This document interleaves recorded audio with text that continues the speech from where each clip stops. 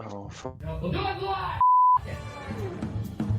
and I think there's a snobbishness with reading books. They are a bit outdated. They're a little bit like playing the spoons and tap dancing and the theatre. They were good once, but things have moved on. The head's not quite on the right place. That's his little issue that he's got to work on for the moment. My apartment smells of rich mahogany. Look, I'm all for innovation, and I advocated putting a scrum half in the line out. It sounds great, but it's bollocks idea, really. Hello and welcome to Under the Sticks, a podcast brought to you by Pro 14 Rugby, and for this episode only, Loch Lomond Whiskies, where usually we'd be here trying to deliver half-baked opinions on rugby, dressed up as authoritative analysis, but now we're just doing whiskey, and it's one we've been really looking forward to. We're live on YouTube, Facebook and Twitter. We have, firstly, Sean Holley. How are you? Excited, man. Totally different. Delighted to have Scott on and to have been sent this fantastic pack. It's just going to be really interesting to see how it affects me, how it affects my relationship with Paul Williams. No, we know over the next hour and a half, because I could go from bullying to actually loving the guy. Or verbal abuse, like actionable in the court. More likely. That's good. Calling all lawyers. Williams, how are you? Good. I am really looking forward to this as well, but I don't know anything about whiskey. So I think I represent the beginner, whatever's before beginner. Good. So I'm looking forward to learning, because I don't know anything about it at all. So this is good. I don't know a huge amount about whiskey, but I drink whiskey. So I'm looking forward to learning more about what I'm drinking. So with us tonight is Scott Dixon from Loch Lomond Whiskies. How are you? I'm good, Andy. Thank you very much. Nice intro from the chaps tonight. We've got a good range of, I think I'd call it mixed ability, I think is generally how I would call this tonight. And yeah, for anybody listening in tonight, again, put your questions in. I'll try and cover off as much as possible. And just looking forward to having a bit of fun and a bit of laugh. And, you know, I'm probably I know a little bit about rugby, used to play rugby, but I'm certainly not an expert like you boys. So I think we can even this out between whiskey and rugby. I'm not an expert on either. Please say nothing. Say nothing about the assumption that we're all whiskies. Yeah. There's some usuals in. Michael Jenkins is already in from Pembrokeshire, West Wales, UK. We are expecting a couple of people to perhaps have the same whiskey sets that we had, because there was a competition run a couple of weeks ago to win a set and to join along tonight. So if you're out there, get yourselves into the comment section, and anyone else who wants to have a question put to Scott or ourselves about whiskey, or even some rugby as we're going along tonight. We expect to be going for, I'd say, between an hour and a quarter and an hour and a half, depending on how we go. Right, we'll start kicking off, because Scott, before we start actually, getting into this, you guys, I suppose, to some of our viewers and listeners, you've been known for your association with the Open Championship golf. You're now even more famous for being associated with the Coach of the Month with the Pro 14. What other stuff do you guys get involved in? Well, there's another one. We do the other code of rugby. We are also involved with Wigan Warriors on the rugby league side. But obviously the main one for us and has been for a number of years until we got involved with Pro 14 was, as you said, Andy, is the Open. And, Loch Lomond Whiskies, we're a relatively new brand to a lot of people. And what sports sponsorship and the Open initially really did for us was really start to raise that awareness piece to what we classify kind of as our target audience of people who like whiskey and drink whiskey. And when you actually dovetail that across the rugby audience as well, and in a past life, I worked for the company that used to sponsor the Scottish rugby team. So, very involved in the Scottish rugby team and trying to sell Famous Grouse back in the day. So kind of knew and I'm aware that there's a lovely synergy between single malt Scotch whisky and whisky in general and the rugby supporter. And as rugby becomes more family orientated, and lots more women and lots more men are coming to the sport, it's just a great opportunity for us to get our brand out there.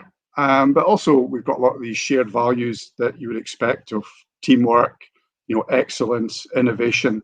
All these things kind of run through the DNA of Loch Lomond Whiskies, and it's a kind of DNA of what happens an awful lot in a lot of team sports, as well as those more individual sports like golf, especially in the Open, when you're really dealing with the top end creme de la creme of the golfing world. I often like to think of top golfers on a really cold day having a little bit in the hip flask, just on the very, very far end away from the clubhouse, just to keep the blood flowing. Certainly, anyone who's been in the RDS, which is a surprisingly cold rugby ground, they do a roaring trade in hot whiskies, and it's well justified. With my dad's friends, a hip flask is part of International Day. Yeah, that's like it was the end thing, wasn't it? Everybody took a hip flask. Yeah, it was a big part. My dad's friends big into it. Yeah, they can be very evil if they're treated without the appropriate respect. That's what right. I'd say. Yeah. Speaking of in 2020, generally though, Scott, like it was kind of a write-off for sport. A lot of sport for pubs. How did your business change? I mean, as soon as March 27th, 2020 happened, there was that. At that time, our biggest one was the golf, and much as we had the optimism that everybody did early on that things will get better very quickly and we'll get up and running, I think it became fairly obvious fairly quickly that these sports and these big events weren't coming back. So we just instantly flipped into digital activation, and we do a podcast with somebody, we do various other digital bits of activation around that. And actually, we also got involved with a European tour last summer as well, because they started having the UK swing, which was something were very proactive in getting up and running very quickly. And we did some awareness work with them. We did a sponsorship with them across the 6 UK events, just to keep our name out there and continue to build that awareness. And then, I think those conversations were starting to be had behind the scenes, possibly toward the back end of 2020 with Pro 14 and the opportunity to get involved there. And the golf has absolutely been wonderful globally. The Pro 14 gives us really core focus, certainly for sort of four UK markets, depending on how you view it, and also Italy as well for us, and then South Africa actually being quite an important biggish market for us as well. Now we know the challenges around there, but we're looking forward to what can be happening next year on that side of it. I like the keeping your name out there thing, and because that's exactly what we did when the Pro 14 shut down. We just started doing watch-alongs of a completely different championship. Yeah, a different part of the world. Yeah, it went down really well. Yeah, people loved it. So they were the watch-alongs for rugby, folks. This is your whiskey watch-along. That's what's happening right now. So we've got a few people in now. Kyle, Di, and Michael are in, which is good. Tony's in as well.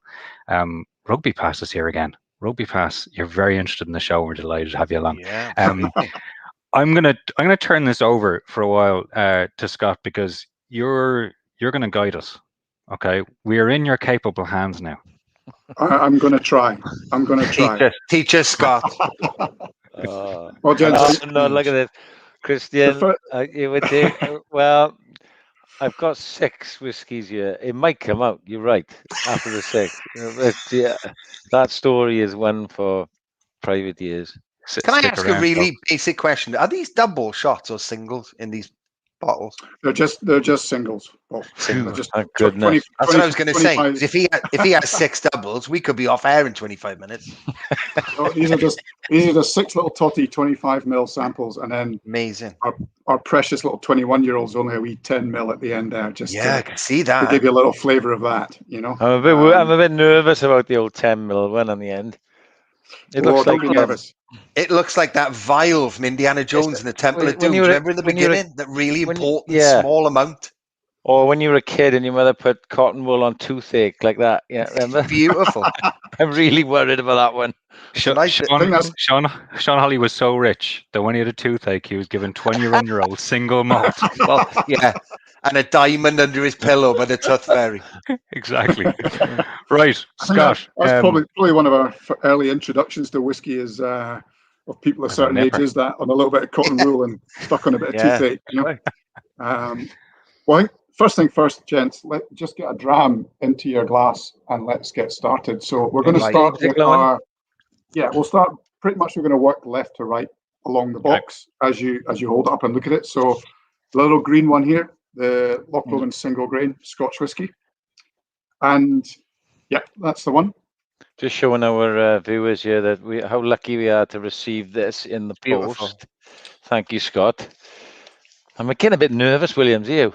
Yeah, very. Oh, don't be nervous, John. Oh, smells lovely. We allowed ice, Scott. No ice. That's sacrilege, I take it. It's definitely not sacrilege, Sean. Ultimately, every whiskey brand nowadays, and we want people to enjoy whiskey, and we want people to enjoy it how they enjoy it. If you want to put water into it, put lots of water into it. If you don't want to add water, what I would say when we're tasting whiskey, generally the thing to do is just what Andy's doing there is, in the glass, first thing you have a wee look at the colour. The colour of a whiskey can sometimes tell you the type of cask it's been in. So this is actually our single grain. So we're not going straight onto the single malt yet. So this is one of the most unusual things, and we're the only distillery in Scotland that does this type of product. So this is a product called single grain, and it's made with 100% malted barley. But it's made, for anyone who understands anything about whiskey, it's made in a continuous still, like the big grain distilleries that give you the big blended whiskey brands like High Commissioner, Bell's, etc. They're all made in a big grain distillery. And grain is made to generally be, not massively flavoursome, not have a huge amount of flavour, because actually what you're then doing is you're packing in different single malt whiskies to create the blend. Right. So, however, we're bottling this on its own, but we're the only Scotch whisky distillery that does it with 100% malted barley. And that adds in lots of extra flavour and character into this product. So, again, this is all matured in different types of oak cask. So to be called Scotch whisky or even single grain Scotch whisky, it's got to be made in Scotland, matured in oak casks, and then for single malt, has to be bottled in Scotland as well. Has to be oak, Scott, yeah? Yes. Can be any type of oak, and we'll do a little bit of how the different oak can affect things as we move through these expressions. So yeah, so just take it up. Don't stick it right up your nose first. That's the sort of first mistake if you're not so used to it. Start a wee bit lower down, bring it up, and then you get your nose in and start to pick out some of the flavors. Hopefully you should be picking up some nice kind of citrus notes, and it's generally quite sweet on the nose. Sweet would be something. Yeah. Can I ask a really stupid question? So on this it says coffee still. Yes. Now, when I looked at them earlier, I presumed that had something to do with coffee. A coffee still is a trademarked continuous still type. Right. God, so a chap called Aeneas Coffee created the coffee still to make and this is a continuous process. Single malt, you do it in batches. This is running all the time and continuous, and you're pulling spirit off all the time. So that's where the coffee still reference comes to. I imagined for some reason that it was in some kind of barrel that had been lying near coffee. Something stupid. I'm so sorry. There we are. Gives you a little level of my knowledge. Williams, it's definitely sweet. Early. It's really nice. I think that's why. Yeah. So this is quite light. It's quite fruity, but it's still got a lovely malty taste to it. If you've drunk whiskey before, Andy, I think you've probably had quite a few. It's still got that nice malt background to it. Oh, it's really nice, that. And single grain is something we get a little more in Ireland than from what you're describing in Scotland. And it's sometimes the single grains you get, they're almost an American style. Yes. That's very nice. Yeah, my mum is a lifelong whiskey drinker. I've asked her to tune in tonight. I hope she's Gainer, are you there? And before, my grandfather, who lived to his 90s, would always have a tot in the afternoon and the top 4 he went to bed, and he swore by it. Swore by it. I mean, why, Scott? I honestly can't tell you. I mean, ultimately, we're not allowed to make medical claims on whiskey, but you can do what you like on here. You can do what I like on here. Listen, I better watch myself, just in case the some of the things we've said on here, it's a lot worse than that. But it's the same, Sean. Every time, up here in Scotland, if they go to that nursing home to interview Agnes, who's reached 110, she always swears by the fact she seems to have 2 whiskies a day. There you go. So there must be something in it somewhere, I think. Yeah. But hopefully, for yourself, Paul, who's not a massive whiskey fan, to try and get yourself into whiskey. This is quite light. Yes, it is. And this is actually quite good for mixing as well. So if you've got a favorite mixer, if you like ginger ale, if you like even tonic, to be honest, if you like gin and tonic, mix this with a tonic with some ice and see how you get on. And then just build yourself up, build your confidence up that you can drink whiskey. Does that extend don't be scared to diet cherry Pepsi? I did say with whatever you like. But, that is what I tend to drink a lot of. I'm joking, of course. I would never waste that. Gatorade or whatever. I don't know. Any brand is available. No, I mean, it's one of these things. We've all got stories up here. It's usually Americans, and we'll pick on Americans for a wee second. It's always an American that goes into a top whiskey bar in Scotland and says, "Give me your most expensive whiskey," and then pours a can of Coke into it and just drinks it. But how much that is true or not, who cares? It's always these myths that we have, So drink and enjoy your whiskey how you enjoy it. And I've done a lot of the bit where people who love gin and tonic, and if you love gin and tonic, you like tonic. Really, you've got to like tonic to like gin and tonic. Yeah. So just mix tonic with whiskey and see how you get on, and just start yourself off with that.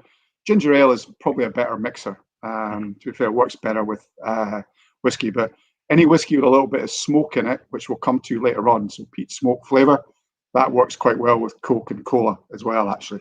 I see what you mean. Another question, which is obviously might be a silly question, but for those who are not discerning whiskey drinkers, there is a burn. No matter which one of these, there'll be a little sort of warmth. As it off the palate and then down. What does that come from, Scott? It's really just the alcohol, Sean. I mean, because it's so strong, any spirit, whiskey has to be bottled at 40% and above. Everything we're tasting tonight is actually 46% and above. I'm just going to double check 21. And do you know what, Williams? Scott said it's a light one to get us going. I'm looking at by the end of this talk. You're feeling warm. I didn't mean light on alcohol. It was just pure light and flavour and character, Do you know what I didn't realise is I'd never really appreciated how nice whiskey smells. Oh, yeah. Yeah. It's got like a really nice... Even if you've still got any left there, guys, what to do is just pour a little bit more in your glass. Just add that little bit of water. Because there's another thing about what we do. When we bottle, I don't want to get too technical tonight, but we bottle them at 46%. So it means we don't do a process called chill filtering. So this is non-chill filtered. When a whiskey is bottled non-chill filtered, what you have is you've got all these lovely compounds and fruity esters. They're all clinging together inside, all these flavor compounds clinging together inside the whiskey. Water just helps explode those out. So you add a little bit of water, you get a bit more flavor on the nose. Yeah. Get a little bit more texture. You maybe pick up different flavor characteristics on the back of your palate. Oh, that's interesting. Christian Hyde says, I still have a few Loch Lomond whiskey barrels as planters in my garden. We can still smell the whiskey from the barrels. Oh, that's a nice idea, actually. In fact, my mum was saying she was going to buy a couple. I said, right. That's reminded me to remind her now. Well, again, and the reason for that is, again, whiskey, this one's actually only been matured in casks for about 3 to 4 years. But obviously, we're getting up to drinking a whiskey at 21 years old. It's been sitting in a cask for 21 years. And the cask is breathable. Oak is breathable. So the whiskey is moving in and out of the cask as it gets warmer or colder, or generally just colder in Scotland. But, it's just, so that they're right. Those whiskey casks are impregnated with whiskey. And we've got our own cooperage at the distillery, and we char the inside, so we burn the inside of the casks, which we use in the next three expressions. One of the cask types we use is what we call a recharred cask. And there's nothing better than when that barrel comes off having been burnt for about 4 minutes. And obviously the fire goes out and just the waft of smoke. And you get these vanillas and toffees and caramels mixed in with the smoke as it comes out of the barrel. Because it's, you know, a cask that's probably at least 10 or 15 years old, maybe. So it's, you got a lot of that whiskey character is just soaked into the cask. That's amazing. I remember reading once about, I think it was in Canada, and it might have been Gold Rush, I can't remember, in the West Coast in the US. And they used to make a thing called swish, where they'd rinse out using water and then put it in the barrels, and then they'd drink pints of it, and it was still strong, and you could re-swish a barrel like 3 or 4 times, which I found incredible. I didn't even think that it would, of course, seep into the wood. But yeah, swish. Again, just on the wood, Paul, we use predominantly American oak casks. Right. We're going to touch on our 14. We use some French oak casks, but predominantly what you've tasted there has all been in American oak casks. So they've held bourbon before. So again, bourbon's generally sweeter. You get citrus vanilla notes coming from American oak as well.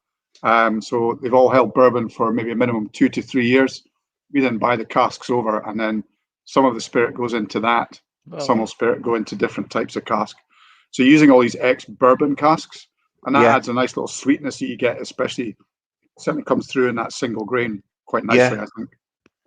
Wow. God, it's like a real rabbit warren, isn't it? Once you start listening and learning. You're starting to feel a little bit, Paul. I think I'm going to be hammered in an hour. He's slagging off all his former teammates now. No, I hold it for it. There's a good question. The good question come in from Sean McGoldrick. We'll hold it until we start the next one, right? Because we need to. Okay. That's a good one, right? Right. So the next one is the. Just noticed he's called me the cherry cola kid. I haven't seen that before. So what we're gonna do now is we're going to touch on our 3 12-year-olds. So we're quite unusual as a distillery in that we actually bottle 3 different styles of 12-year-old. This one, the red one here, the Loch Lomond 12, this is what we call our perfectly balanced. That's the one, Sean? Yep. Perfectly balanced. Just like when you played rugby. You know? Absolutely. No, coach, not played. Yeah. Coach. Do we tip this one in? Yeah, go for it. Yeah. So the most important thing here is for the next 3 expressions, these are all matured in the same 3 types of cask. American oak, refill bourbon casks, and recharred casks. So these charred casks that we do in our own distillery. Therefore, the different flavors that you're going to taste and experience in the next 3 12-year-olds are all about how we distill and the fact that we do very long fermentation. So that's a sort of stage in the process before distillation, where you're adding the yeast to start creating effectively beer. It's like 8% wash by the time you finish before you distill. And we do that for 96 hours plus, and that gives a lovely fruity character. Cherry. Cherry. So there's always going to be, in these next 3 12-year-olds, an underlying fruit characteristic. Definite. This one, just on the nose, if you can pick it up, guys, you should pick up the faintest, just little note of that peat smoke, a little bit of smokiness to it. Yes, I can smell that. Yeah. Yeah, a little bit. I'm definitely smelling cherries, I am. Yeah, that's cherry cola kids. And once that you might be subliminal. That might be subliminal, you're right. That's me coming to the screen. Cherry Coke. Yeah, I can smell that smoke, though. Yeah, it's just very faint on the background. Yeah. We don't do really, really heavy peated whiskies, although we've got a fully peated one coming up soon. But, at Loch Lomond, we've got unique stills called straight neck pot stills. It allows us to control the distillation and where we're able to take the spirit in terms of the alcohol strength off. And that gives us different flavor characteristics. Mm-hmm. We also have more traditional pot stills. So anyone's been to any distillery, really, you'll recognize what a pot still looks like. So we have a pair of those as well. In this liquid here, Michael Henry, our master blender, is bringing together 4 different spirit styles that we distill to create what is really, this is the signature style of the Loch Lomond Whisky. fruit characteristics with that little bit of hint of peat and smoke. You know, that's kind of the characteristic. It's in our 18. So again, if it's Mr. Crowley's Coach of the Month bottle that we still need to get off to him somehow over to Italy. If you send that to me, I'll just take care of it for him. It'll be fine. Want me just to send over? I'll do that. No problem. Yeah. Hard to post things to Italy at the moment. So. It will be. Funny enough, I spoke to Michael Henry briefly on Twitter earlier. So he's your senior distiller, is he? Michael Henry's our master blender. Blender, right? Yeah, right. He replied to one of our tweets earlier. Oh, and he's in. Great. He's in. Yeah. Evening, everyone. Says Michael there he Henry. is. Oh, hello, Michael. Yeah. Master Blender. That's a great name. He's an X-Man, isn't he? He's one of the X-Men of Loch Lomond Whiskies. I said that's no pressure now that the Master Blender's joined, and I'll have to tell me really 100% accurate now. I was hoping to maybe get away with a little bit of leeway, but great to have you on, Michael. Michael. A founder of like 80s hip hop, Grandmaster Flash, Master Blender. I want to throw in Sean McGoldrick's question that we held from a few minutes ago. So this is for Scott. Where I grew up in Ireland, we have very soft water, and I always have a dash. But here in Oxford, the water is liquid chalk. What water do you add at bottling? It's just not the same here. It's a good point, actually, because like water does change drastically between areas. It does. To the best part of my knowledge, we use pretty much good old Scottish water. Thankfully, Michael's joined the conversation. If Michael can answer that question on the chat, that would be absolutely brilliant. But, you know, ultimately, the thing about distilling is, you know, you're boiling the water, you're boiling the spirit. It's going through so many processes that the water may have some influence, but not a huge amount of influence. And mostly in Scotland, we do have good quality water. We use for Loch Lomond, we use some boreholes, and effectively water that really comes through off the loch and off the hills. You know, just at Loch Lomond, so there you go. It's demineralized. Yeah.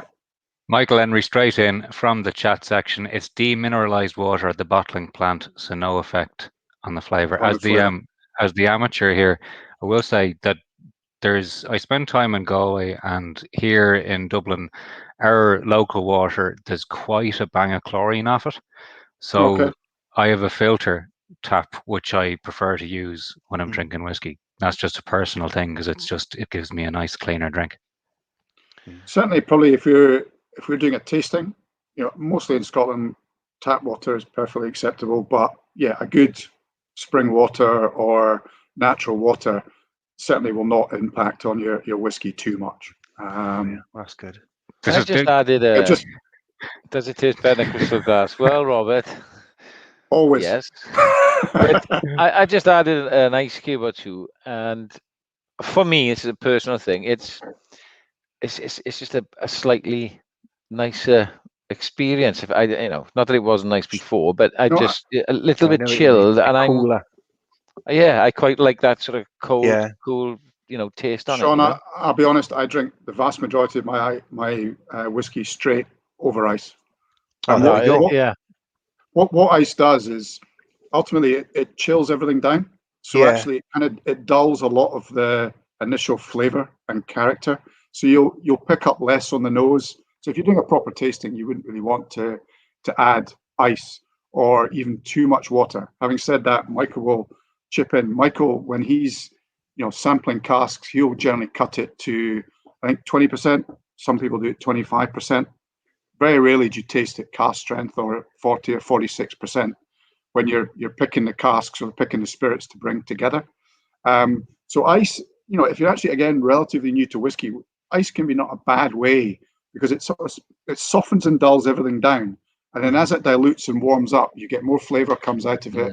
You'll start to get a little bit more on the nose as well. And it's just that slow dilution. So, I generally, lots of ice for me, and just let it sit there for quite a while and then just enjoy it as it starts to dilute rather than just adding straight water. Comment but from again, Harley Worthy. We're obviously doing well because this almost makes me wish I liked whiskey. Job done. What I'll say is that if you ever go on a big on a whiskey tasting tour of somewhere, especially in Scotland have a load of different whiskey styles and types. So it can actually transform your experience of like, well, I thought that's what whiskey tastes like. Well, actually, that's the type of whiskey you had, as opposed to here's a lots of different styles of whiskey, which I thought was fascinating the first time I experienced that. Well, until we had those Loch Lomond, all I'd ever drunk was just cheap, nasty stuff in the 80s from Quick Save. Do you know what I mean? And that is going to give you a bad impression of what whiskey is, isn't it? Like you say. And that's that kind of classic that everybody stole a half bottle or a bottle of whiskey out of their dad's cupboard when they were. There we go. Of legal age, obviously, because we promote responsible drinking. Absolutely. But, and I had a bad experience and then always struggled to get back to it. But it takes a while, and you eventually get back to it later in life and start to really appreciate and enjoy it. And actually, that's one of the beauties of what we have here is you're talking about different styles of whiskey there, Andy. Ultimately, the three that you're going to taste, these 3 12s, there's an underlying DNA running through them, but you could think they were from different distilleries because the flavor combinations are so different. But it just shows you the innovative way that we distill at Loch Lomond, and then the skill of Michael, actually, who brings them back together in these different styles. So so Michael now, who's a master blender, is there a proper qualification path you have to go to? This mightn't be a very interesting question, but it is to me. So, as with wine and sommeliers and whatever that might be, is it the same sort of thing with whiskey? You sort of move through, and are there qualifications, or is it just a learned experience type thing? I mean, Michael will chip in here, but ultimately there is now distilling and brewing qualifications that you can do at university and do that side of things. Right. Michael, to be fair, is worked at Bushmills as a lad, and then into the brewing industry before coming back to the sort of the whiskey industry. But I think what I know as a enthusiastic amateur and someone who enjoys it, the capability for the nosing and the tasting bit, I think you can learn a lot and you can pick up a lot, but I still think there's only certain people that can do what Michael does in terms of that ability to go, knows that, no, that's right, knows that's right, and put those two together to create ultimately that 12-year-old that the next bottling we do will taste exactly the same as the bottling we did before. Yes, I see. Okay, yeah. I'm really liking. How are you finding this 12-year-old, Andy? So I'll start with. I'm enjoying it. It's got a lot more. To use a sort of wine expression, it's got a bit more body, even though it's the same strength. It's a rounder flavor, but I enjoyed them both. Well, no, I mean the body of the 12-year-old, the flavor and character of this 12-year-old would be much more, impactful than the single grain because it goes through the full malt process. It's then being matured for 12 years in these 3 types of casks, and then also this one we're combining 4 spirit styles, so it's got that added complexity. And then what I really love is the peat smoke note. It's not too strong on the nose. It comes in just on the back of the palate, and you've got that lovely warming peat note on the finish. It is I'm surprised how different it tastes. It's more intense, isn't it? I was a bit worried that I think they were all the same and have to lie, but you can tell that they are obviously totally different. The time for lying will come, Williams. The time for lying will come. Michael's back in to answer your questions. There are qualifications. He did his degree in brewing and distilling, but mostly it's experience-based. Need a broad experience in whiskey and work your way up. So what I'm hearing from that comment is that the work I've done for the last 10 years or so, gaining my broad experience in whiskey, is really not wasted. Correct. That's what I choose to take from that comment. Yeah, absolutely. And I think the beauty of whiskey, and I've been 15 odd years now sort of within the spirits business with various businesses and companies, and you're always learning, you're always picking up or discovering something new. And the Loch Lomond distillery itself, as I say, new owners bought it back in 2014 from an old family business who, on the basis that we're tasting 21-year-old tonight at the end of the tasting, these guys were making phenomenally great whiskey. What they didn't do, or what the sort of family business wasn't particularly, they didn't want to some extent, was do the big marketing piece, internationalize the brand. Right. Obviously, that's what the new owners saw that opportunity. And back to what we talked about at the start, that's where the Pro 14, the golf, Wigan Warriors, the SPFL we do with one of our Glens vodka, that's sports and the opportunity to raise awareness in those fields and talk a common language as well, because what we don't want to do is just go Loch Lomond Whiskies, drink us now. It's kind of those shared values of what we do with the Pro 14, because like what we're doing just now, people want to watch things, they like content, all that kind of thing. So you've got to have some shared values there that you can talk about, synergies, and as I say, the passion, the innovation, the teamwork that goes into a successful rugby team or successful coach as we choose, and what we do and how we deliver our whiskey as well. So I move like on the way to I've been on youth rugby tours where whiskey was very much part of the pre-match routine. That's I back to your won't tell quick you what save happened. days. Oh my god! So the next one is the this is it's our another Loch Lomond 12. 12. This is called, very small writing on these wee bottles, but this is our Inchmurrin, and this is fruity and sweet. So this is again back to single malt. That's the one. Yep. Quite hard to see on these little, but yeah, I'm trying to get it in focus for you. It won't switch. That's the best it can do. No, Okay. Maybe. Right. So what are we looking for here? This is different. So the clues in the name here, it's fruity and sweet. Fruity. Sorry. This is only one spirit style, and this is from our innovative straight neck pot still. This is nice. The high collection strength, so it's taken off at higher ABV. And through the long fermentation, creating that fruit character, by taking it off at this much higher ABV, we're really packing in a lot of fruit flavor into this one. So it's quite sweet. It smells almost fruity. Like rum. I was thinking exactly the same thing. Smells like rum, doesn't it? Yeah. I know I shouldn't say that because it isn't rum, but no, I mean it's rum. There's vanilla. There's some citrus in there, which you get in rums as well. So again, this is the same 3 types of cask for maturing in as the one before, and this is one of the flavor styles that's in the previous one we've just tasted. This is it on its own. So again, I like this one. This one and number 1 of my favorites. Definitely more fruity. Yeah, definitely. This is the dangerous one. This is the one I could quite easily I need have to a little sit in with. I need to take my little notes now and go and what's the favorite at the end? I need to remember. Yeah, well, I'm making my notes. Do a Holley's Heroes at the end. I just had a vision of Holley at the end of this once he's had all 6. The 6th one being tipped into one of his Magners League cups and him drinking it directly from the silverware. Shall we see that now? Shall we? Shall we? Oh, very good. I like what you said, Scott, about being synonymous with a sports team or an event or a sporting culture.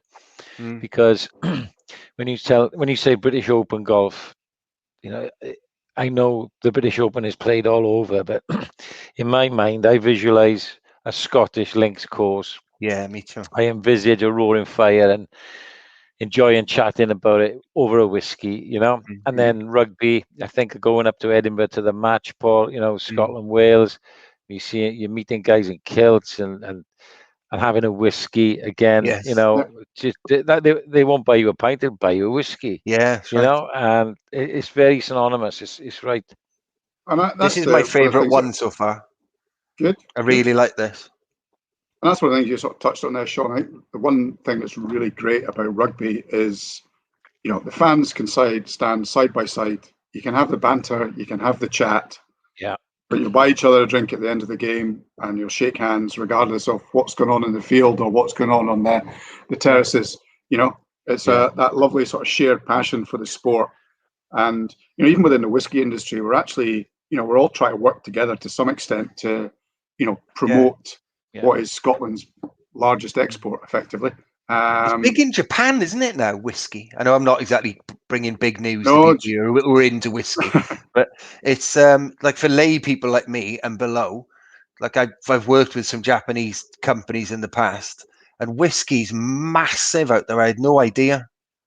Yeah, That's whiskey really in Japan's Singapore. It's very different, isn't it? It's, And that's just, It is. have you put them in that order on purpose, Scott? Because that is distinctly different. It is, isn't it? I like this one. I'd like to say I put them in that order. Michael told me to put them in this order. Stick them in. Instructed. Master blender. Scott, go back to the Japan thing, because I think a lot of people might know that. Yeah, no, I mean, Japan and generally the Far East, you know, are big fans of Scotch whisky and single malt Scotch whisky especially. And you know, when it comes to within the Japanese culture, certainly for gifting and you know, giving really big presents to people as visits to their companies or you know, heads of companies and things like that. These guys are always seeking out and giving some really top quality single malt Scotch whisky to each other, and they've also got a real passion for it. They're probably the most knowledgeable consumer you can come across would be a Japanese consumer on whiskey. Really? Once they get into it and they want to know everything. So like tonight, within reason, I'm trying to keep it almost quite top level and talk about flavor and the flavors we get and how they're all slightly different. They want to know, you know, what color shirt was Michael wearing when he put the four liquids together? Was he tired? You know, that sort of thing, you know.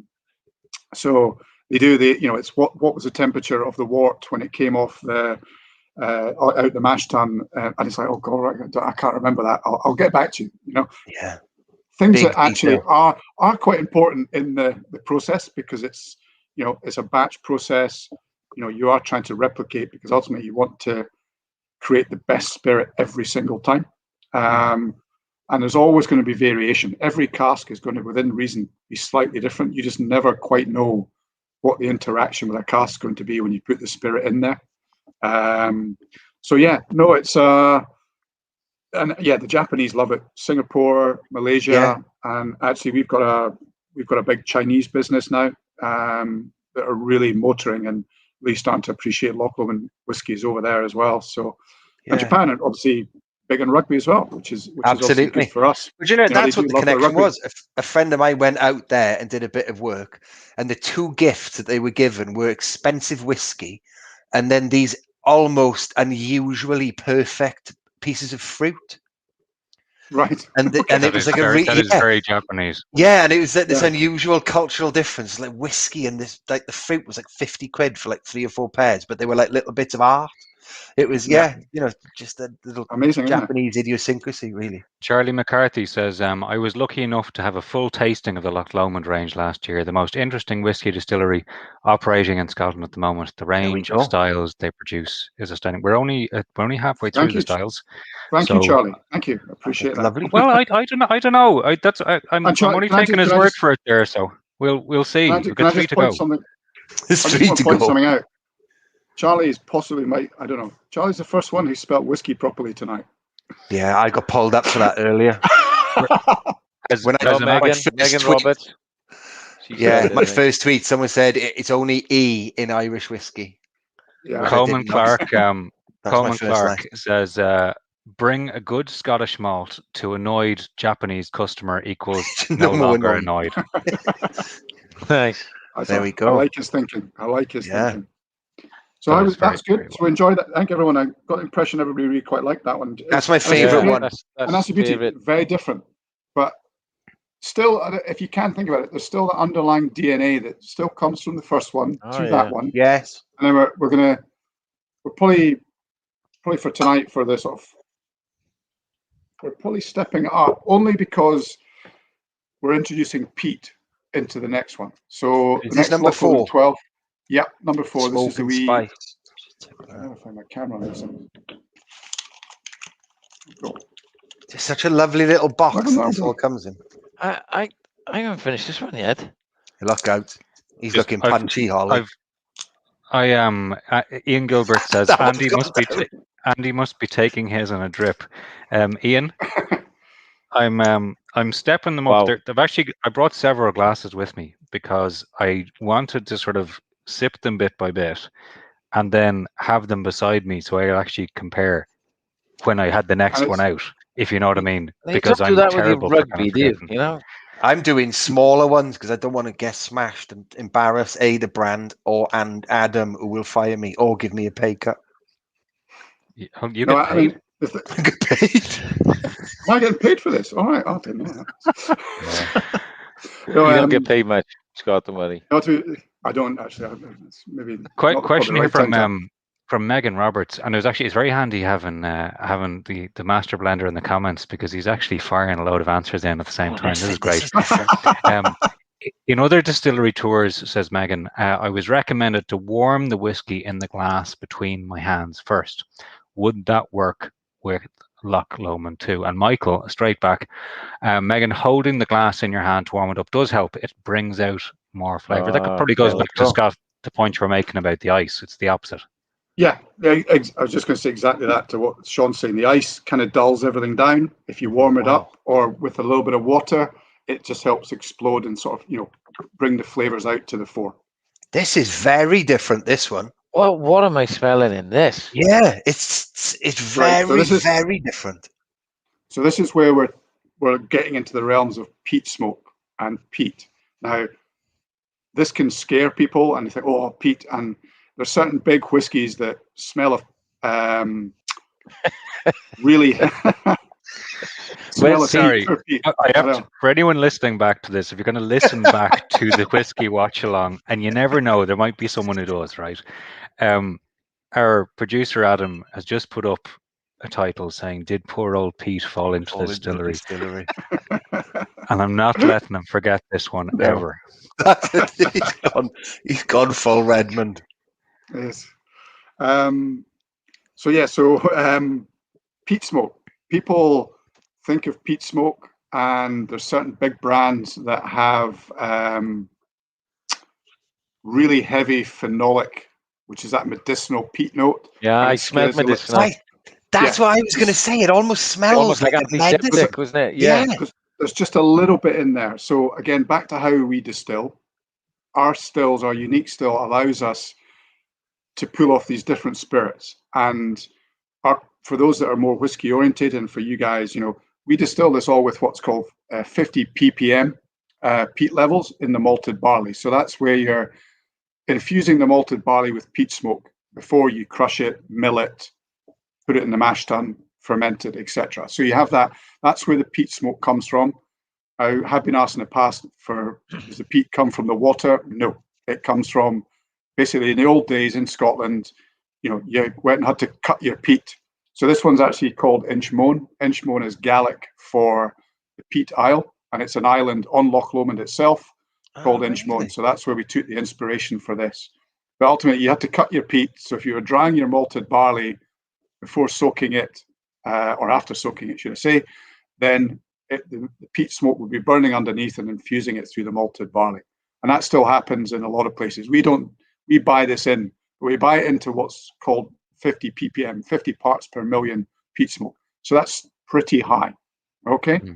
However, because of the way we distill, we are able to pull off a spicy peat note, a more smoky peat note, and then in our more traditional pot still, we get that more phenolic medicinal note that you guys are picking up. Right. So again, then what we do is we then combine those three types of spirit styles. So what you have is this beautiful balance of the peat smoke within this Loch Lomond 12-Inchmurrin. So it's not way up there like the Freud or an Ardbeg. You've still got that lovely fruity note that you tasted in the last one and the one before, but it's kind of been, the peat's in there, but it's very, very approachable for those people that are maybe a little bit scared of going too big on peat smoke. So because I've tried Lefroy in the past, and that is hard going for me. It can smack you in the face if you're not used to it. If you're not into it, yeah. I remember we had a what was it? We were gathered around the table in a relative's house after death in the family, and I produced a bottle of whiskey because an appropriate time was about 12 of us in the kitchen, and it was just the time where we sharing stories or whatever. And you had a real mix of people there, and one guy who he liked his drink, but he never touched whiskey. But sure, that's what we were having, so he was trying it. That's what we're having. Exactly. And it was a bottle. I think it was a bottle of Talisker, and it wouldn't be the strongest flavor in the world, but he just wasn't used to it, and that medicinal flavor smacked him in the face. Yeah. Whereas the previous one we had, which is much sweeter and fruitier, I can tell you right now, he'd have He'd much drink. preferred having that Yes. than the Peated thing. Yeah. But do you know this one? That's the beauty of having all these options, isn't it? I'm finding this when I tell you now, He's going back in. I find it a little bit harsh compared to the others. Yeah. But now, far more interesting. You know what I mean? Yeah, Okay, more The others, flavour. the others did what it said on the tin when they went in. You know what I mean? Yeah. But that one, I'm going, ooh, there's a little bit of antiseptic, peat, whatever. But after, that's a nice experience. Yeah. You got a nice little bit of, you get a nice bit of spice on the back of your, back of the tongue there, Sean. Nice, a flavour, some spice, yeah. And just sort of coats your mouth. And again, that's the higher ABV, this 46%. Again, just adding a little bit of water will help that smoke notes come out, as well as the fruit characteristic just come to the fore.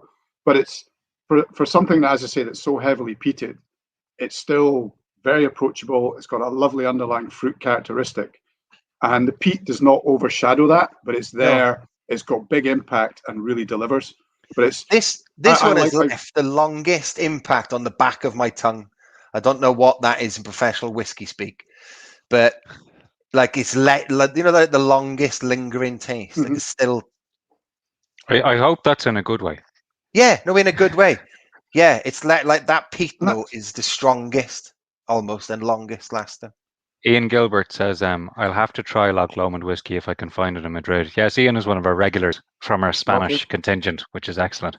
There's a good one here from Harley Worthy. My worst nights have involved whiskey. Really struggle to find one I like. And again, I like to interpret these comments sometime. I interpret that as being Harley has been on many, many nights exploring the whiskey bars of the world. Yeah, and the journey has not yet ended. So you keep going. And I think he's from Cardiff, so that'll be Mill Lane. Question.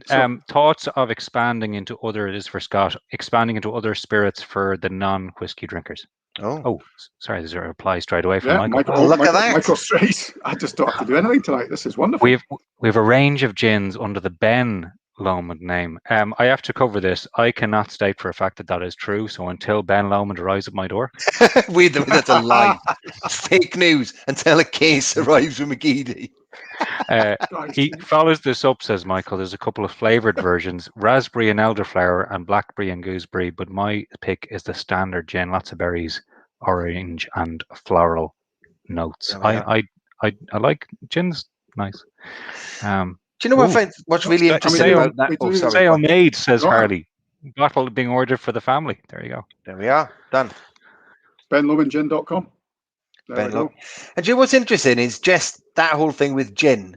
Once a spirit becomes popular en masse, like just in my lifetime, I've seen cider come and go and be huge.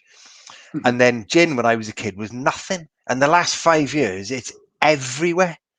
And it's almost like whiskey is waiting to become that, because it could easily happen, couldn't it? When you become that like big whiskey bars, isn't it? It is. Yeah, just your solid. Yeah, it's historical traditional drink. It's by far the biggest seller, isn't it, Scott? Yes.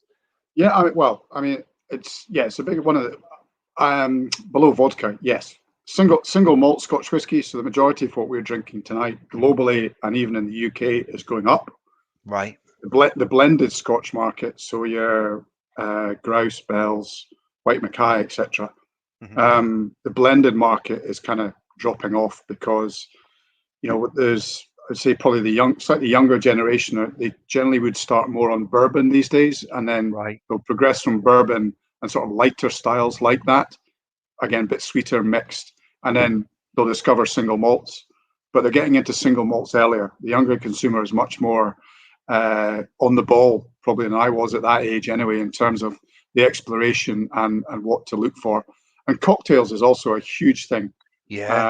Whiskey cocktails is another great way to experiment, pick flavors you like, get experienced bartenders to make your whiskey cocktail, especially, because on these 312s there, a good whiskey bartender would take each one of those and make a slightly different cocktail. So again, we do the big bar at the Open, and we do a cocktail called the Dramble. So it's just a twist on a bramble, which is generally a gin drink.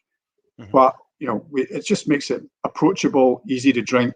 Yeah. We do another one with Lomond lemonade it's called a Lomond lemonade, which is just the Sicilian lemonade from Fever Tree with Angostura bitters.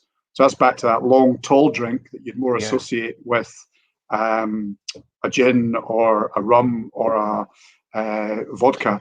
But actually, we do all of these, but we pair them really specially such that they always still work with the whiskey style. Because we're passionate about what we make.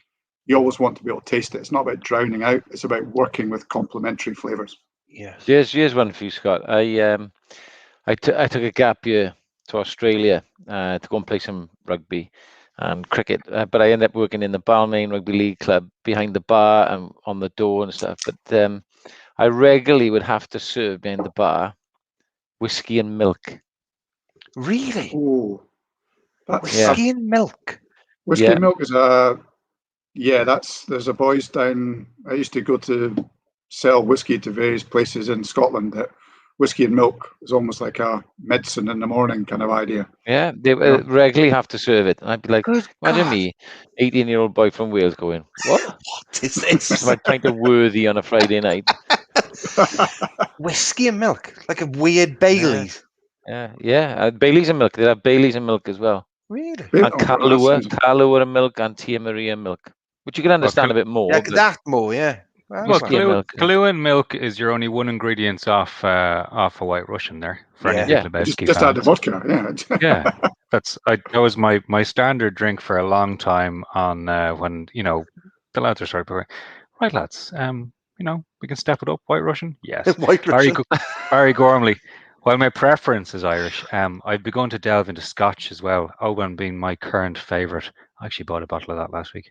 I'll be picking up a bottle of Loch Lomond to give it a try. Good. Speaking of long drinks, I was going to say there was I'm going to link two things here. So what Paul was referencing about the explosion in gin, in Ireland anyway, I'm seeing there's a definite explosion in whiskies there's a very good promotional backstory, but I'm not sure about the actual heritage, put it that way. And some of them, even on the back of it, they're already putting in, here's our long drink, which we recommend, because there's very little flavour to the actual whiskey. It's just a load of burn and a backstory. Right. Well, again, but Michael is Irish from Northern Ireland, and I'll let him defend anything to do with Irish whiskey, but all we ever jokingly say, just to qualify, is the fact that we only distill twice because we get it right twice. The Irish have to distill 3 times to get it right. But there it is. By distilling 3 times, you're taking out the flavour there. Right. Michael, I'll tee you up in a while to start. I'll start mentioning preferred whiskies. Steve. Steve. Sorry, I was just going to go on. Sorry, Andy. I was just going to say before the gentleman beforehand there saying, so if he likes his Irish whiskey, so what we've tasted tonight, I think something like the single grain, lighter, fresher, really approachable, is more like an Irish whiskey, or possibly the Loch Lomond Inchmurrin. But I'll let Michael maybe chip in if he can in terms of, because actually when the Open was at Portrush in 2019. Michael created our Open Special Edition Distiller's Cut, which was Michael's kind of creation, which almost had a little bit of a nod to an Irish whiskey with Michael's heritage there. So I've been keeping an eye on some of the comments here because speaking of Portrush, Robert had many a dram in the Harbour Bar in Portrush because Michael had said he's from Portstewart. It's a nice part of the world. Steve _L15. I hope I got that right. How soon after this will Paul's whiskey review column be available? I will be filing it at 11:55 tonight. So if Redmond proofs it, it'll be up in the morning. There you go. Done. It's going to be excellent. This is I'm really enjoying this. It's good. Harley Worthy asks Sean, what's wrong with Worthies? Nothing's wrong with Worthies. Nothing's wrong with Worthies. Harley, what's wrong with Worthies? We used to have 6 pints of Worthington Best on a Friday night, get a bus home, and that used to see me right. And it used to cost £5. Can you believe that? Remember those days? Murray O'Donnell, Sean's eyes are slowly closing. Yes, Murray. They are going. I can see it. You know, I looked at the clock. It was 9:45. Thank God we've spent the last 9 minutes talking about whiskey, because at 9:45 I'd had 4 drams of whiskey. That's never happened in my 50 years ever before. I'm starting to feel it. This is good. So we're about. I think we've given you enough breathing space, so we can move on number to. 5. So we've gone through. See, that's the problem. I'm just finishing mine. Sorry. So we've gone through. We just to replay, right? So we've gone through the box. We've only 2 left in this box. Yes. We've gone through the single grain. How old is the single grain, by the way? Because it's not actually labelled. So what generally do you have those at? Generally, single grains bottle about 3 to 4 years old. Grand. So then you jump into the 3 12-year-olds which we've gone through. Now we're into 14, and then we will get to this tiny little 21-year-old, and I cannot wait. Do you know what it makes you realise, right? How long? 14 years. That's essentially a rugby player's career. When you think about it, how long these take to make, that's a long time. 14 years, isn't it? If you start at 20, if you put it in, say when you just play under 20s, and then you finish at 35, that would have been ready. That's an incredible amount of time. No, and that's the thing about even the people who make whiskey. You know, they're making whiskey now that even they might never get to taste or try, because you know, we're going to wait. We'll bottle this at 30 or 40 years old, and you know, you may have left the business. You might, you know, you never know. But you know, that's, and people, you know, when it comes to a bottle of whiskey compared to bottles of some other spirits, and you go, you know, like a bottle of our 14-year-old's £55. You know, you can buy a vodka or a gin for that, no problem at all. To your point there, Paul, was made at least 14 years ago. Yeah, has been sitting in a cask. Every year, with something called the angel share. As it matures, you lose spirit out the cask. You know, every year you're losing spirit until you're left with something at 14 years old that's ready to bottle. And you know, £55 doesn't feel like an extortionate amount of money to pay for the love and care and attention that's gone into making that in the first place, and then looking after it for 14 years and then bottling it. So. And it makes you think of all the lovely little ad campaigns and stuff you could run with it, like the stuff that happened the year that went in. Yeah. Right. So that year that it went in, what happened on that day? You know, newspaper headlines: who started playing rugby? Which golfers started? Williams, you're shameless. You're using. No, I know you're actually using this live whiskey tasting watch along on a rugby pod and pitching to a whiskey company. That's unbelievable. I refute any allegations that was a live advertising pitch. It was. Everybody can see it. That was not. That was just care, warmth, and advice. Careful, Williams. I'm on number 5 now. I could start getting really bullshit. He's going to mail. There'll be a mail after the show from Paul to Scott straight saying, over. That was just off my head. Wait till you see what I can do when you pay me. Wait till I tell you the chargeable stuff. I'm excited about this one because it says on the bottle fruity and cinnamon. I like a bit of cinnamon. So a little bit of cinnamon spice in this. So this is where, so we've done the 312s there. They're all matured in the same types of casks. What we've got here is our 14-year-old. So we're back to spirit only from our unique straight neck pot still. This has been matured in American oak casks, but then what we talk about, this has been finished then in French oak, French limousine oak. I like this one. And then, so this is kind of the one that you liked. I think I got the impression quite a lot you liked was the Inchmurrin 12. So that same style of spirit. Yes, and then you're finishing it in a different style of cask. So this French oak adds the spice. It adds another fruit dimension to it as well, slightly different fruit dimension. But the spice and there's a bit of a dryness to this one as well. Okay. Again, I really like this. Every time we add a new expression, that Michael adds a new expression, it generally becomes my favorite. So over the year, I love the 12. I love the Inchmurrin. I love the peated one. And then this one only just came out last year. And again, this is just another new, absolutely gorgeous Loch Lomond. So can I say something there? When I was swirling this in the glass, it looks different. As in, it looks a bit oilier or something. It clings to the glass. It is, isn't it? It's sort of a bit more. Is viscose a word? Yeah. That's what it looks like. Yeah. I mean, they're all non-chill filtered. Because the little trick you can do with like a little glass like that is, if it's clean, this is being swirled around a little bit. If you turn the glass like that, and then you hold it up. Then you get a line forms around the glass, and then little beads, stroke legs, start traveling down the glass. Oh, right, yes, like look at that. Yeah. And then the closer together those little beads are, indicates the higher ABV. Right. So the higher the alcohol, the closer the little beads are. And then the Well, longer it takes for those legs to travel down the glass, generally gives you a good indication of the quality of the spirit in the glass. So if you went off and did that with a blend just now, it would just run down the inside of the glass. Good quality single malt. That's the tip of the night, Scotty boy, that is. I guarantee that'll be around every single pub in Port Talbot within the next month. They'll all know it. The Brit in Carmarthen tomorrow won't know what's hit Be having a Holley lesson. My two boys are bartenders, right, down the local, so they're having that. That's going in the tip book. Very good. That's got interesting. George Bush on you. We've got George Bush. No, George. He's not drunk, believe me. You don't want to see me when I'm drunk. At all. He's like the Hulk. This is George. I'm going to say that having experienced Sean, this is Sean settling in. Yeah, not even Thank that. you, McGeady. And George, another thing. Jacket off. You need to do the reverse of your spelling of whiskey. There's an E in my Holly. Oh, look at that. Very good. Actually, so we've touched on that a couple of times, right? So I'm going to just whiskey with an E, whiskey not an E. So whiskey without an E is Scotland and Japan, correct? Correct.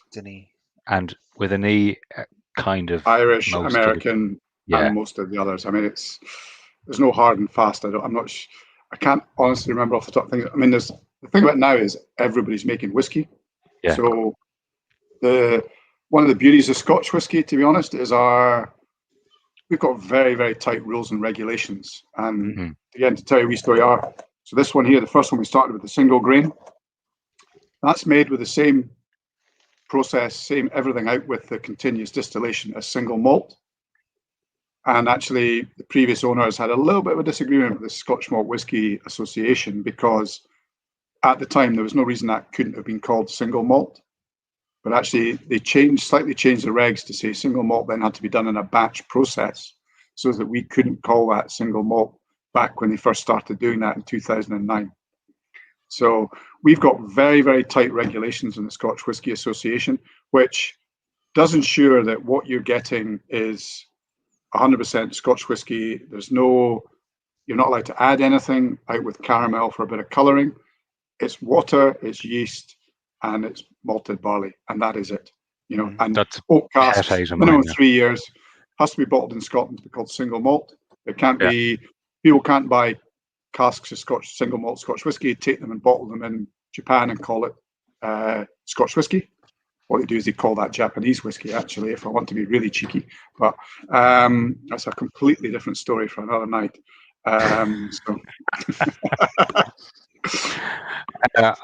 So Megan Roberts, my favourites are Singleton Tailfire and Penderyn Royal Welsh. I've never had Welsh whiskey. Penderyn, yeah, it's Welsh. Penderyn. Yeah. That's I was going to mention earlier. One of the Scarlet's owners is the Penderyn. That's it. It's a little distillery. It's gone really well. I was going to mention earlier that is big in Japan as well. Obviously, friend of mine, Shane Williams, he was big in Japan as well. By the way, was literally. I was going to say there's not many places he's big. Played second row, but Penderyn, it's popular. Michael Henry, replying to Megan, our Loch Lomond 14-year-old uses French Limousin oak, so would be similar to the Singleton Tailfire. Loch Lomond Inchmurrin 12-year-old has a big fruit character like Penderyn whiskies. I've never had Penderyn. I am now going to make it my business. I'll send you a bottle, McGeady. There we are. That sounds like a promise made on the record. Now. I'm not overly familiar, but I have tasted a few Penderyns. I mean, it's one of the things we've missed a bit, like you guys probably getting out to the rugby and whatever. We've missed doing whiskey shows. There's a whiskey show every weekend that we could do, and just getting that interaction with consumers and introducing them to the brand is something that, to your point earlier on, what have you done for the last year? That's one. We've actually done more of this. This whole Zoom thing has actually made it. These kits we produced such that we could do tastings across, the world within reason. You know, Producer Adam asks, live pod at a whiskey show. Yes, that is a runner. Scott, we've seen the same thing here. I tell you, I've bought presents for friends to do live whiskey tastings, exactly like this, because there's bars and distillers and everyone. It's been a logical thing, and you know what? I think it's been a really good thing, because if let's say there's me, and buy a present for, let's say my brother or a friend or whatever, it's actually something you can do together, even if you're really far away, and that's a kind of neat thing to be able to do. And actually, someone like Michael, who is so busy doing what he does, it's actually within reason easier. Michael, chip in here, but it's actually easier for Michael to be able to sit in the house of an evening and do a masterclass and a tasting with people online than having to spend 2, maybe 3 days away from the day job, effectively, to be able to do one tasting with a group of people. I like this. Sean Holley's title on camera has been changed to Sean Holley Settling In, which I thank you, my good man. I'm just warming to this. I'm like, this is so far is my favorite. The 14. Yeah. As I say, I roll with it, and I think at the moment the 14 is absolutely delicious. I really do enjoy it. It tastes like it should be a favorite. That as a non, you know what I mean? Yes, it does. I am literally making notes, and I'm also likening my my tastings to rugby players. So I'll reveal those at the end. Nice. But this is one that I feel that I should be saying is, This is World Player of the Year contender. We'll see. We'll see at the end. Well, that's what we've all. I think we had a chat with somebody at some point about. We did it for the 312s with open golf holes. So we chatted with Monty, Colin Montgomery, and said, pick, sort of 3 favorite golf holes, and we kind of likened them to the different styles of the whiskey compared to the golf hole. Mm-hmm. So something like the road hole at St Andrews, the 17th at St Andrews, is that perfectly balanced hole that has a horrible drive shot, a difficult approach, and virtually impossible if you miss the green. That's perfectly balanced. Whereas something that looks really easy and simple as a postage stamp at Troon, but actually, I think it's a shortish par 3 on the open rota.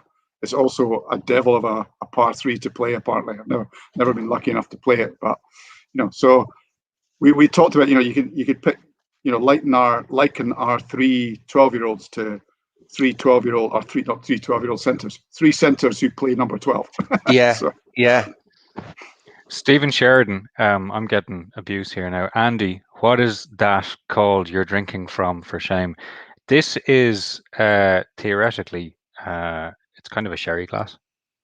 It's smaller than the wine tasting glass, but it's actually not. I'll take the flak for that, because I think that's actually not a bad glass for actually tasting, because it's generally, if you want something with a bit of a bulb at the bottom with a narrower opening, so that it concentrates the aromas coming up through the glass. Thanks for your defense, Scott. Thank you. Stephen, I've also been using this one right here. Lads, will you share your notes after? Says Adam. I have no whiskey. Adam. Oh no. Oh, Adam, you never asked. I'm genuinely really sad. Oh, right. Love him. We'll sort that. Right. A couple of rounds on us for Adam next time. We could send him an empty box if that would. There we go. Smell them.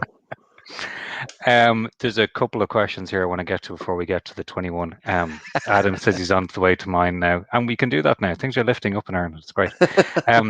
Murray O'Donnell says, and this is from Facebook, I'm local to both Loch Lomond and Glengoyne distilleries, and a fan of both. Glengoyne for unpeated and Loch Lomond for their peatier options. Okay. That sounds like a good place to live. I'd be happy with it does sound like a good place to live. And that's to talk about, that's one of the beauties of Loch Lomond, is that through the different flavour styles we have, there should be, or there is almost likely to be, something within the Loch Lomond portfolio that you'll enjoy. Mm-hmm. So obviously Murray here is saying he likes the peatier, so he probably likes the Inchmurrin or maybe the 12-year-old on its own. and then Glengoyne for unpeated. And other people will, I don't like peated, so they'll pick the Inchmurrin one that you guys quite liked, or the 14 with the limousine oak finish, slightly different. But again, all with this underlying DNA that we do at Loch Lomond. So that's one of the beauties of what we do, is there should be within our pretty big range of single malts something almost for everybody. Wow. Robert got a comment in. The best whiskey I tasted was when an old farmer from the Sperrins in Northern Ireland went up the hill, came back with a clear liquid in a jam jar. Great stuff. Now, the reason why I'm pulling this comment up is that this rings a bell with me, because I had a relative, an aged relative, who used to work on the railways when there were railways in Donegal. And they literally would use a pump cart to go along, and they would fix the line when it was broken.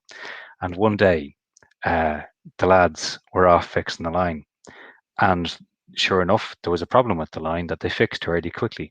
But just beside the line, there was a poaching still that had been disturbed, and whoever owned the still had scarpered, but there was plenty still there.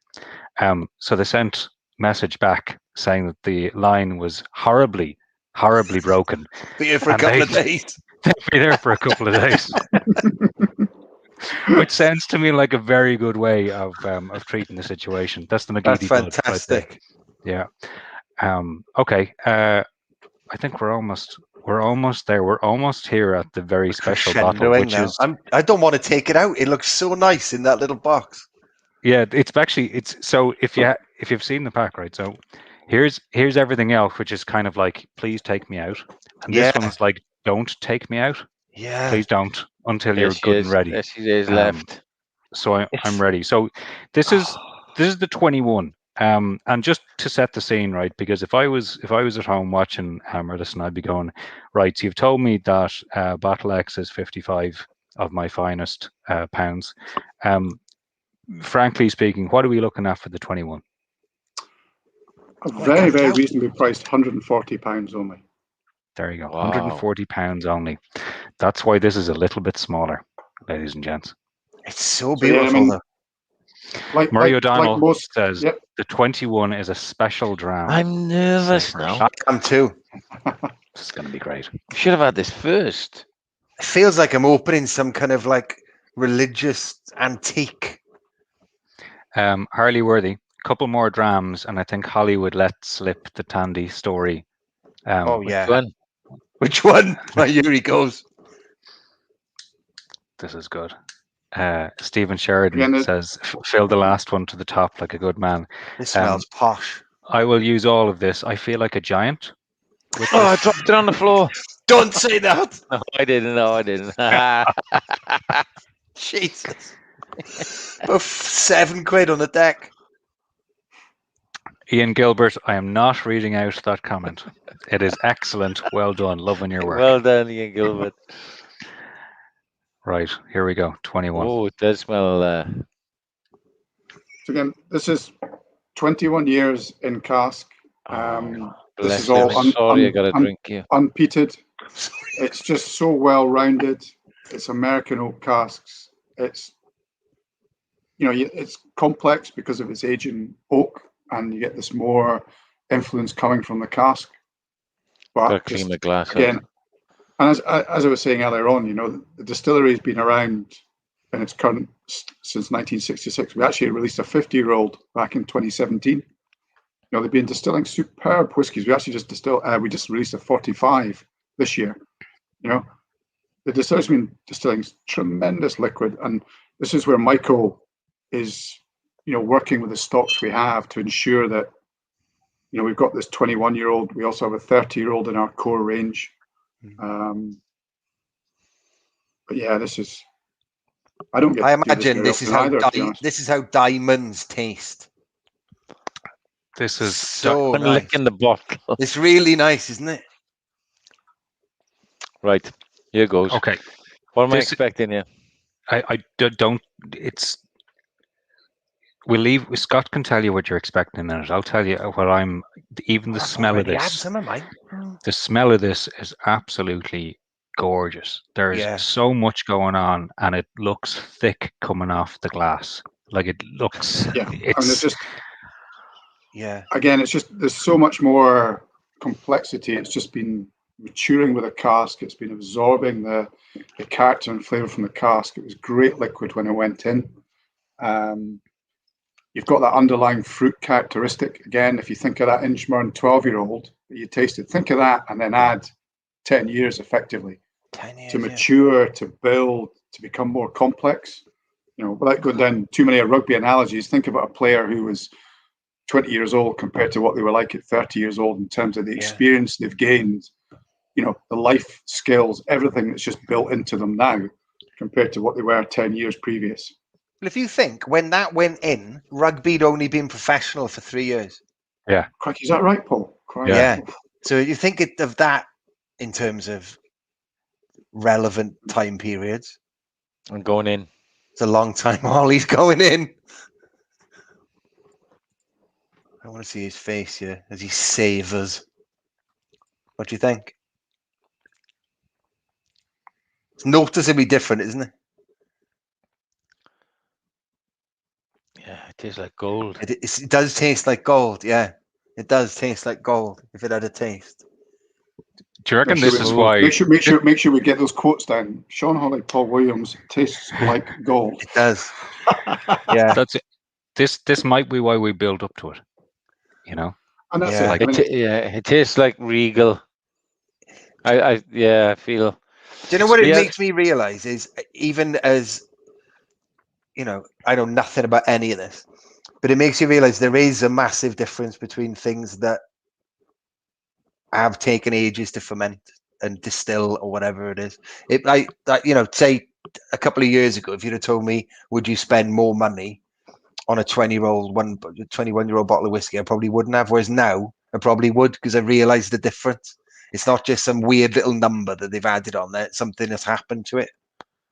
Well, there's a funny thing about whiskey as well, is that it's surprisingly good value when you buy it in bottles. Because when you go into the bar, right, and you buy a whiskey, I mean, in Dublin here, any whiskey is going to cost you sort of €5.50 in euros, and to get anything decent, you're up into the sort of €9 range just for your little bit of whiskey, and then you have your little bit of water on the side. Yeah. So when you look at it like that, like genuinely, that's one of the reasons whiskey appeals to me, because I reckon I'm actually getting a very, very good experience for not a huge amount of money when I look at it, how much I might spend in the pub. Yeah, that's personal view. It's a good way of looking at it. That is. It is, isn't it? But again, to go back to what you said, Paul. You don't. I've been on a few distillery tours, and it is interesting. But until you get somebody like Scott, who explains and is so passionate about it, and then we've had Michael on as well, a master blender to come on with Scott. Then you sort of, I just resonate with what he just said there. But think of a player 10 years ago and what he's like now. So what came to my mind was Dan Bigger. Yeah. Because I'm not going to label number 6 as Dan Bigger. I have somebody else in mind. But to Scott, 21 years is invested in the end product, and was it 140 quid? Changed your name. Have you seen your name has been altered? I spelled that wrong. That's pretty good. I am the only guy who calls Daniel. Daniel, yeah. Can I pull back one comment, because Scott, you were talking about a 45. So I've never had anything close to a 45-year-old. Adam, throw up the picture of the 45-year-old, because I think he's got it handy somewhere. Wow. Oh, look at that bottle. So when you're looking at, so when you're trying to sell, like when you're selling a 45-year-old is it's a different animal, right? So how important is actually designing the bottle and like, you know, this might come in a box and all that stuff, like that's part of what you're actually giving somebody when you're trying to part. Tell someone, I want you to part with your hard-earned coin for this. What? Oh well, I mean, How much is ultimately, crikey, I should know. I started the project. I think it's about £2,500. I think a bottle. God, Wow. really? Wow. I just want to look at the bottle again. This is great. The bottle, that is So beautiful. the bottle itself is stunning. Yeah. Yeah, I mean, it really is. you know, you at that level, to go back to sort of talking about your Japanese or whatever, you know, that's, you have to be able to, you know, give them something that looks amazing and looks really special. But at the end of the day, the liquid has to be good, and that's where, you know, what we're doing here with this 45 is actually cementing the history of how good Loch Lomond Whiskies is. Because if you got a chance, and I've not had a chance, I've not tasted it since it's been put in the bottle. If you taste that 45-year-old spirit, it came off the same style of stills that we've got now, the straight neck pot stills.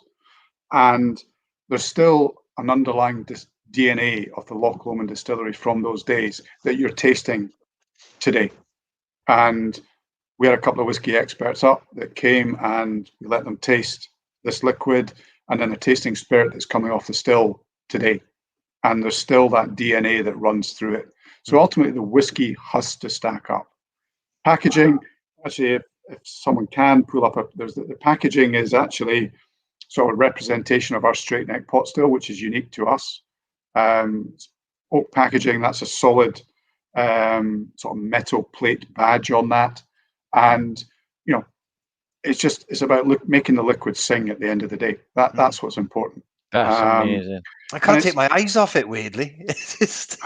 I'm thinking back to the I'm thinking back to the comment from Coleman Clark when he said, bring a good Scottish malt to an annoyed Japanese customer. How annoyed would the customer have to have been to get this bottle to sort them out? Yeah, that's a big mistake. If you're rolling up with this, something massive's gone wrong. But you know, when you think about it, right? Let's say I started work at Loch Lomond age 20, right? And I helped put that liquid in the barrel. Right? I probably wouldn't get to see it. You'd be retiring at 65 if you were lucky. In my working life, if I'd stayed with Loch Lomond for 45 years. And I'm wondering, you know, there's an element of, because, you know, how long do you stay at any one company, you know? So let's just say, Scott, for argument's sake, you have 20 years at Loch Lomond, right? Do you get to, like, you know that in this barrel, this thing has been in there for 44 years, right? And it's sort of earmarked to be there for 50. But then Michael tastes it at 45 and think, we got to get this out and sell it as a 45. Does that happen? To some extent, yes, Sean, because one of the biggest challenges actually in single malt Scotch whisky is you get to a stage where you can manage the spirit and how good the whiskey is tasting by putting it in relatively neutral barrels that are not going to add additional character or flavor. However, we touched on it earlier on, there's something called the angel share. You are still losing ABV by the year. So it can only, again, be Scotch whisky if it's 40% and above. Mm-hmm. Therefore, it's making sure, you know, you get to a stage where it's how do you manage that spirit to make sure it does not. So you're putting it in the deepest, darkest warehouse with minimum temperature fluctuations. So you're not losing that ABV every year, such that you get to I think that 45 is 40. Michael will know straight off the top of his head if he's still on, but it's like about 40 odd percent. It's not as high. I don't think it's even 46. You know, our 50-year-old things like that. That's it. Was about 42 or something like that. Just because, you know, you're losing that ABV every year, and there's nothing you can do about that. That's the secret. But you know, the point about that, and that's why these things are very expensive, because actually, when they're distilled and laid down in cask, very rarely, and even, you know, if you think about 45, 50 years ago, single malt was not as popular as it was now. So most distilleries were trying to sell pretty much what they had at 10 or 12 years old, and not think we're going to wait to get this to 50 years old. That's not going to happen. Yeah. So, that's why this is such precious and rare liquid. And sometimes it happens, not very often for us that I'm aware of, but sometimes casks going off is not the right word, but it's not good enough that you'd want to put it out there, because ultimately we don't want to put anything out there that's not a great representation of the Loch Lomond brand and the Loch Lomond whiskey we make today. So, you can't just put anything into a bottle and call it 45 and people drink it. And, there's some pretty brutal press out there on the whiskey front, or reviewers like Paul who, will offer an opinion, That went in, that was just working out, that went in 2 years after the 74 Lions tour. Yeah. It's pretty Well, amazing. it was distilled in 73. Yeah. Oh, there we are. So the year before. Hardly worthy. In theory, there should be 28 single shots, 25 ml per 70 cl bottle. Yes, but, and Sean nails it, measures are 35 ml in Ireland, but your point is still 100% valid. I usually pour 15 to 20 at home.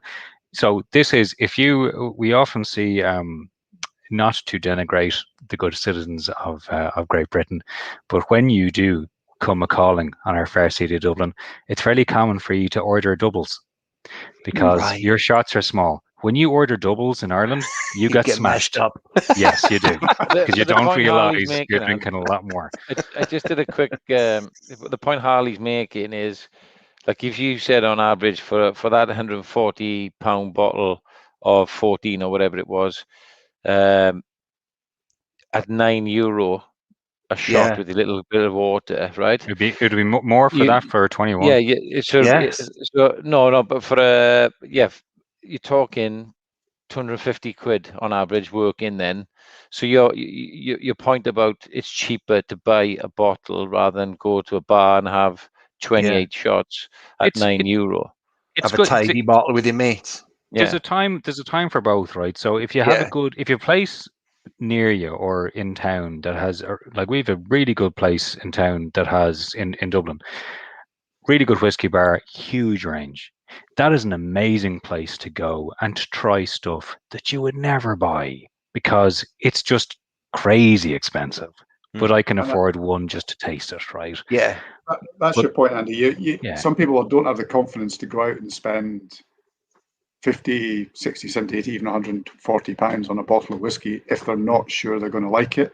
Yeah. So therefore, the pub trade and the on-trade is important for a lot of brands to give people the opportunity to buy a £5 nip or a £9 nip. And if it blows them away, to your point, Sean, actually, going and buying a bottle for yourself to consume at home is good value.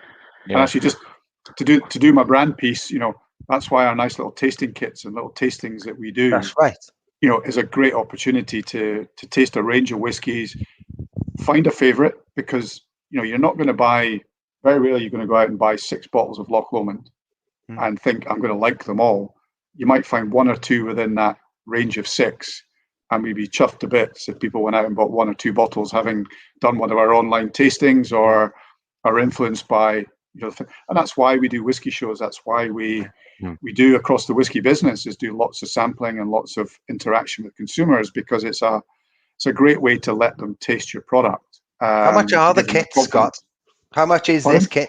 How much is this kit? Well, get it online. We're doing a tasting next week. They're up for sale at the moment on lochlomondwhiskies.com to purchase for. I think you purchase for Father's Day, actually, in time for Father's Day, to give to your father, and then you can join an online tasting with real experts as opposed to myself, taking you through the Loch Lomond whiskey process and how we do it.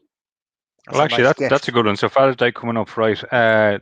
So considering the notes that we've obviously been making studiously, so before we wind this up, we can go for an hour and a half, but I think there's still people hanging along in the comment section, so it's doing okay. Which bottle do you think you'd be thrown out there for Father's Day? We'll go with Sean, because Sean, you've pulled up your notepads a couple of times now.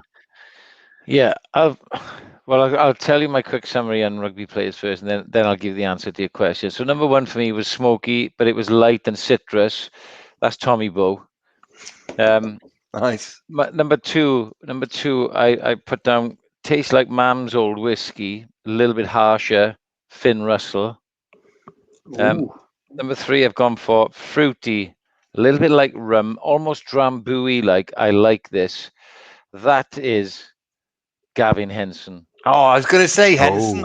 That's Gavin Henson. There's also, we also use a little bit of colouring in that as well. With that. It was darker, wasn't it? Inchmurrin was Gavin Henson. Nice. Which, by the way, would be the Father's Day present I would like to have, the Inchmurrin. And me too. 4, little bit of antiseptic on opening. Stopped my notes at that and put Owen Farrell. 5, can I smell marzipan? More viscose, Justin Tipperick.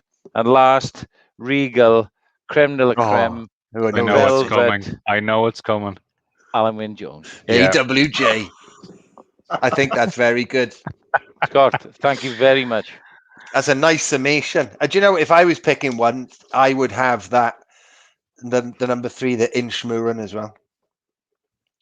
I'm sticking with my fruity with sweet, beautiful. I could drink only that. Because I wouldn't ask my family to spend £140 on me, but I'd be really happy with the taste, the flavour, the quality of that. You know, it was lovely. That was my favourite, Gavin Henson. Yeah, me too.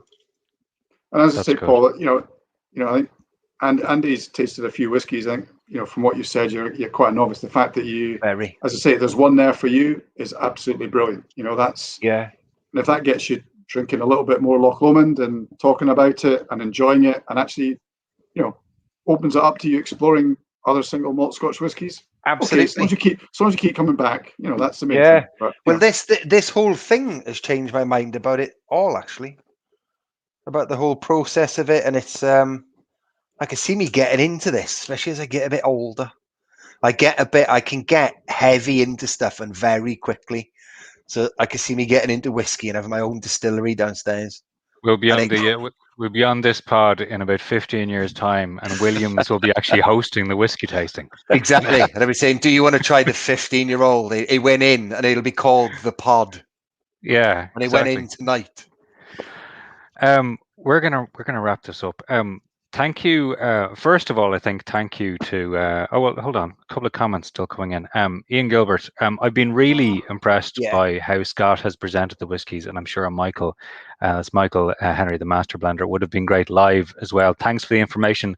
I'll definitely look up this brand when I find it local. That's local would be in Madrid. There. He also follows up, by the way. I'm still undecided. Please send me a pack ASAP. ASAP. Oh, nice try. I do like that. He lives in Spain, I think, doesn't he, Ian? He does. But okay, firstly, thank you to Scott for guiding us through. I've lost the ability to hear, gents. I'm not sure if you can hear me. We can hear you. Signal that you can still hear me. Okay. We can hear you, right? So so Scott has been can no longer hear us, but he has been great and instrumental in guiding us through this evening. Thank you to Paul. Thank you to Sean for Paul's wonderful questions and for Sean's actually staggeringly good summation of these whiskey ages and flavors by Rugby Player, which is fantastic. And thank you to everyone else who somehow have tuned in for a whiskey tasting watch along. And I hope it was worth your time. We definitely enjoyed it. I hope the people who won the prizes were able to enjoy it too, because this is something where when we are all able to travel again, this is something that we want to do. Genuinely, we've talked about it before behind the scenes. We want to do this kind of thing, and hopefully we'll see some of you in person when we get to do it. So that was a very special Under the Sticks brought to you by Loch Lomond Whiskies. We'll be talking to you in our usual slot early next week. I'm Andy McGeady. This is brought to you by the Pro 14. Talk to you soon.